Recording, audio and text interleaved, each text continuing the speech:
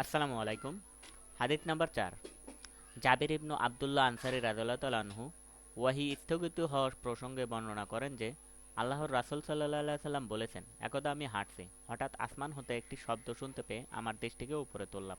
দেখলাম সেই ফেরেশতা, যিনি হেরা গুহায় আমার নিকট এসেছিলেন, আসমান ও জমিনের মাঝে একটি আসনে উপবিষ্ট। এতে আমি শঙ্কিত হলাম। অবিলম্বে আমি ফিরে এসে বললাম, আমাকে চাদর দ্বারা আবৃত করো, আমাকে চাদর দ্বারা আবৃত করো। অতঃপর আল্লাহ তাআলা অবতীর্ণ করলেন, হে বস্ত্রাবৃত রাসূল, উঠুন, সতর্ক করুন, আর আপনার রবের শ্রেষ্ঠত্ব ঘোষণা করুন, এবং স্বীয় পরিধেয় বস্ত্র পবিত্র রাখুন, এবং অপবিত্রতা থেকে দূরে থাকুন। অতঃপর ওয়াহী পুরোদমে ধারাবাহিক অবতীর্ণ হতে লাগল। আবদুল্লাহ ইবনু ইউসুফ রাদিয়াল্লাহু তাআলা আনহু ও আবু সালেহ রাদিয়াল্লাহু তাআলা আনহু অনুরূপ বর্ণনা করেছেন।